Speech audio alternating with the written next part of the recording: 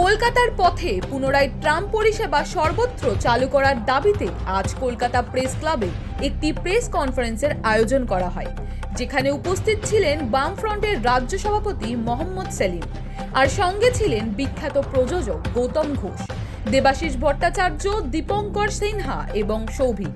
আসুন শুনে নিই তাদের দাবির সম্বন্ধে। ক্যালকাটা ট্রাফিক পুলিশের একটা মেজর কমপ্লেন হচ্ছে যে কলকাতায় যে ট্রাম লাইন আছে সেখানে টু হুইলার্স গাড়িগুলো স্পিড করে এবং তাতে লোক মারা যাচ্ছেন এবং আহত হচ্ছেন। সেই জন্য অনতিবিলম্বে পুলিশের রেকমেন্ডেশন হচ্ছে ট্রাম লাইনগুলো যেখানে ট্রাম চলছে না সেগুলোকে পিচ ঢালায় ফেলে দেবে। আরটিআই সূত্রে পুলিশ জানাচ্ছে গত 10 বছরে ট্রাম লাইনে অ্যাক্সিডেন্ট হয়ে টু হুইলারে মারা গেছেন একজন, গত 10 বছরে একজন। আর কতজন টু হুইলার রাইডার তারা অন্য দুর্ঘটনায় মানে ওভার স্পিড করা, গাছে ধাক্কা লাগা, ফ্লাইওভার থেকে লাফিয়ে পড়া, গাড়ি থেকে অন্য গাড়িতে লাগা, সেই তথ্য আমাকে দেয়নি। দ্বিতীয় হচ্ছে যদি ট্রাম লাইন বিশেষ করে কার্ভে বর্ষাকালে যদি গাড়ি টু হুইলার স্পিড করে তাহলে সেটা তো কোনো একটা জায়গায় আবদ্ধ থাকবে না, সারা শহরে ছড়িয়ে পড়বে। আমি দুটো রাস্তার কথা জিজ্ঞেস করেছিলাম আমার বাড়ির কাছে, একটা হাজরা মোড়েতে যেখানে ট্রাম লাইনের একটা কার্ভ আছে, আর রাসবিহারী অ্যাভিনিউ জংশনে যেখানে টি ক্রসিং আছে, 3 দিক থেকে ট্রাম যায়, প্রত্যেক দিকেতে অসংখ্য গাড়ি। এই রাস্তাতে কতজনের দুর্ঘটনা হয়েছে গত 10 বছর না 20 বছরে পুলিশের কাছে কোনো ইনফরমেশন নেই। তাহলে হয়নি, হাতে তো ইনফরমেশন থাকে। তাহলে পুলিশ যে বলে যে ট্রাম লাইনে স্পিড করছে এবং তার জন্য এক্ষুনি সব ডিসিশন দিতে হবে, এই কথাটা কতটা যুক্তিপূর্ণ বোঝাই যাচ্ছে। আরেকটা জিজ্ঞেস করেছিলাম যে সারা পৃথিবীতেই ট্রাম চলে, 450-র উপর শহরে ট্রাম চলে, ইউরোপে যেসব কথা বলছিলেন সেখানে মোটর বাইকও চলে, তাহলে সেখানকার লোকেরা বেঁচে যায় কিন্তু সেখানে তো দুর্ঘটনা হয় না। এর কারণ হচ্ছে ট্রাফিক রুল, গাড়িগুলোর ক্ষেত্রে স্পেসিফিক রুল আছে যে কিভাবে মোটরসাইকেল, স্কুটার, সাইকেল সবাই ট্রাম লাইনকে নিগোশিয়েট করতে হবে। পুলিশকে জিজ্ঞেস করেছিলাম যে আপনারা কি এরকম কিছু মানে লোকেদের বলেন, শিক্ষা দেন যাতে দুর্ঘটনা না হয়? তাকে উত্তর দিয়েছে যে সেটা কি, যদি বলে থাকে সেটা কি আমাকে স্পেসিফিক্যালি জানান, মানে কোনো লিঙ্গুইস্টিক বা ইভেসিভ মোডেতে নয়। তাকে পুলিশ বলেছে যে তারা সারা বছর ধরে ট্রাফিক অ্যাওয়ারনেসের জন্য ক্যাম্পেইন করে, অর্থাৎ স্পেসিফিক্যালি টু হুইলার রাইডারদের কি প্রিকশন নেওয়া উচিত হয় পুলিশ জানে না, যদি জেনেও থাকে সেটা যাদের দরকার তাদের সেখানে সেই ইনফরমেশনটা দেয় না। এগুলো হচ্ছে সব আরটিআই তে রয়েছে। यहाँ हम सब लोग एक ही बात कहे हैं कि ट्रांसपोर्टेशन सिस्टम इसमें अलग अलग माध्यम है, लेकिन सबको लेकर के ये तो उदाहरण दिए कि एक बगीचा का मतलब है सब किस्म के पेड़ पौधा होते हैं। यहाँ खास करके ट्राम को क्यों टारगेट किया जा रहा है? कुछ इतिहास की गति में कुछ रहेंगे, कुछ कम हो जाएंगे, लेकिन यहाँ तो बंदोबस्त की जा रही है ट्राम डिपो को बेच देना, ट्राम लाइन को उखाड़कर फेंक देना, ट्राम के ऊपर पिच लगा देना लाइन के ऊपर और डिपो की जमीन को बेचना। हम उसका विरोध कर रहे हैं क्योंकि हमारे वो चाहे हमारा पर्यावरण हो, चाहे सस्ते में बुजुर्ग हो, महिलाएं हो, बच्चे हो, सुरक्षित तरीके से एक जगह से दूसरी जगह जा सकते हैं। इसके लिए ट्राम की जरूरत है। और आपने जो रास्ते का नाम बोला, इससे हम ये प्रमाण इस बात के दिए जब इन्होंने कहा कि पुलिस कह रही है कि ट्रैफिक की वजह से हम रुकावट पैदा कर रहे हैं, लेकिन जहाँ ट्राम नहीं है या पहले ट्राम चलती थी वहाँ ट्राम बंद होने के बाद ट्रैफिक के जैम और ज्यादा बढ़ गए हैं, घटे नहीं है। तो आपकी बात मालूम है, इससे इनका ये कहना था कि पुलिस ने कोर्ट में जो सबमिट किया उसका हर पॉइंट बिंदु पर इनके पास जवाब है। इन्होंने जवाब दिया जो यहाँ नहीं बोला जाता, लेकिन वो कोई तर्क नहीं मान रहे हैं, যুক্তি মানছে না। আমি বলি পুলিশ কোথাও পৃথিবীর কোথাও কোনো সময় যুক্তি দিয়ে কাজ করে না, শক্তি দিয়ে কাজ করে। এজন্য কেস, কাছারি এবং ফাইন এবং পেনাল্টি এবং অস্ত্র দিয়ে উঠতে হয়। ভাবাই যায় না, চীন তো জনসংখ্যা কন্ট্রোল করেছে, যাই হোক এসব বেড়েছে। তা সত্ত্বেও ট্রাম লাইনকে কি করে রাখা যায় সে পদ্ধতি কিন্তু ট্রাফিক পুলিশ বা ডিপার্টমেন্ট একটু চিন্তা করলে, বিশেষজ্ঞদের সঙ্গে পরামর্শ করলে অবশ্যই বার করতে পারবেন বলে আমার ধারণা।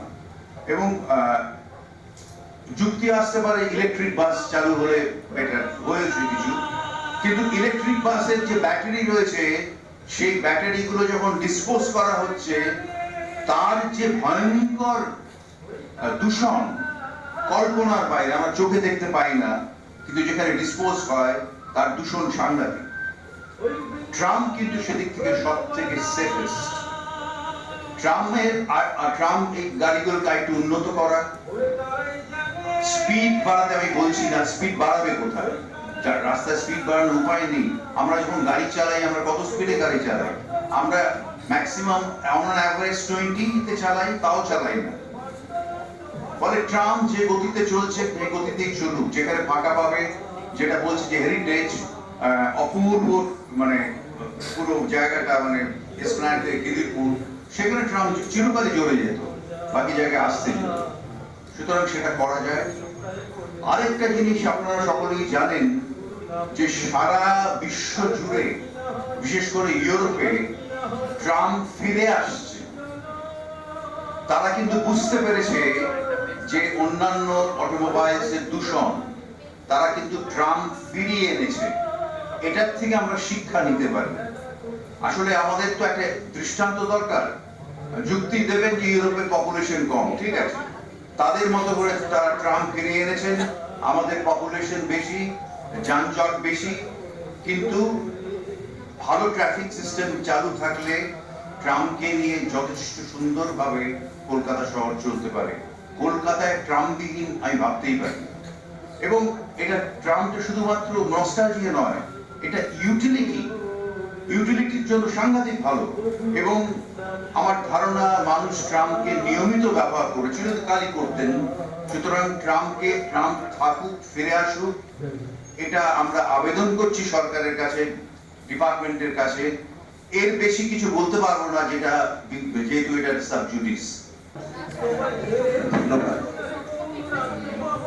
আসলে যে কথাটা ছিল যে কলকাতা হাইকোর্টে দুটো পিআইএল আছে এবং সেই পিআইএল এর বিচারে প্রধান বিচারপতির ডিভিশন বেঞ্চ একটি কমিটি করতে বলেছিল। কমিটি তারাই করে দিয়েছেন। আমি একজন নগর পরিকল্পক হিসাবে এই কমিটির মধ্যে আছি। স্বভাবতই কমিটির মধ্যে যে আলোচনাগুলো হচ্ছে সেগুলো নিয়ে এখানে আলোচনা করার আমার সীমাবদ্ধতা আছে। কিন্তু এটা ঠিক যে কলকাতা শহরে যদি আমি থাকি, আমি তো একটা সময়ে কলকাতার নগর পরিকল্পনার সাথে যুক্ত ছিলাম। কলকাতার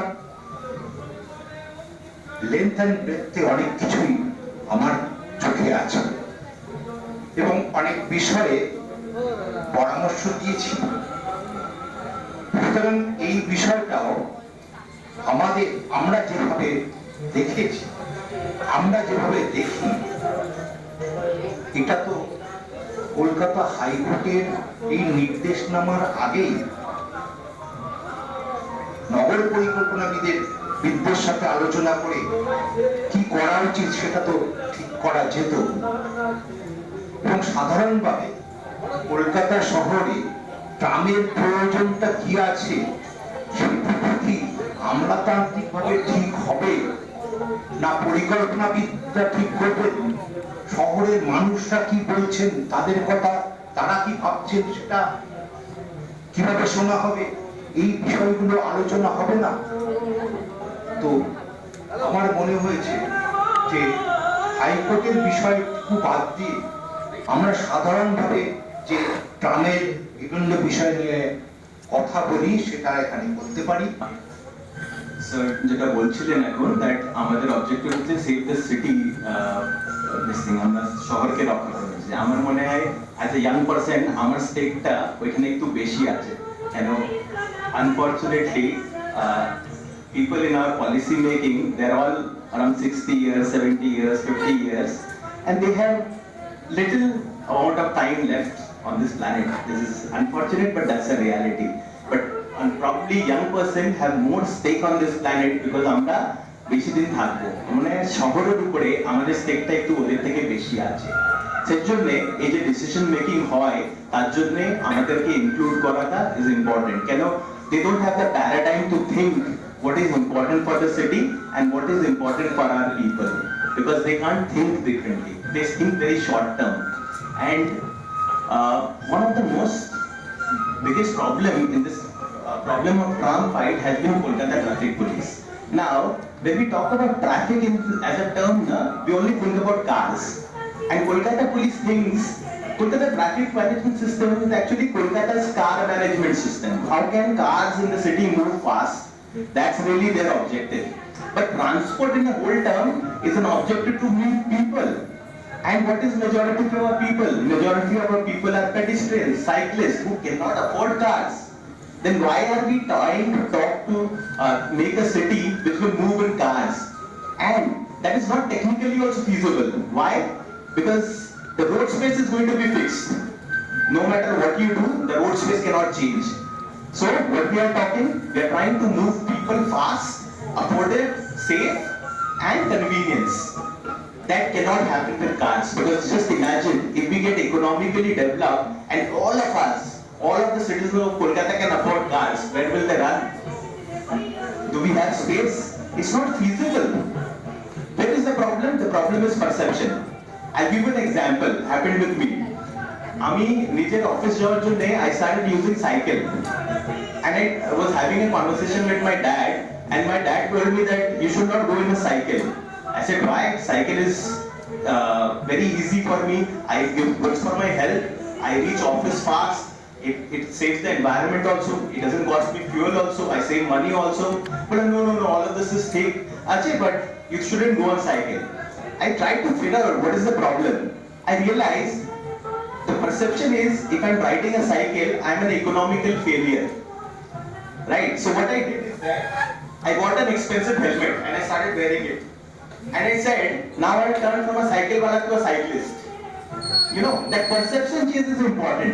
And I think the High Court committee which has been set up right now, if you look at the last order, very beautifully said, the committee's objective is to restore trams. So you don't have an option to think that you will do whatever you feel like. See, the fight between citizens and governments are not a fight really, because the objective is how I as a citizen see things and how I as a policy maker see things. We both want best for the city of Kolkata. It's not that the mayor doesn't want the best for the city of Kolkata, but the way he see things and the way we see things are not same. How can we align that thought together? And I believe for that you require discussion. My vision for the city of Kolkata and mayor's vision of city of Kolkata may not match, but we have the same intention that the city should run beautifully. It should be for the people. And if you look at the problems of the city, air pollution is one of the big problems. Climate change is a very big problem. Our city is extremely vulnerable. The road space is going to be fixed. Kolkata loves public transport. People move on public transport. We have a phenomenal mix of public transport. We have the circular train. We have rickshaws, auto rickshaws, buses, pedestrians, metro, and trams. Kolkata can become the first 100% public mobility city in the world, and that should be our vision. And we can do it with the mix of transport, like trams, like this thing, encouraging cycling. But we are just doing the opposite. When 30-40 years ago the functional tram networks were efficient, we didn't have air pollution. Why can't we just simply think that what was we doing right that point of time? That point of time, what we were doing right is we were not encouraging cars.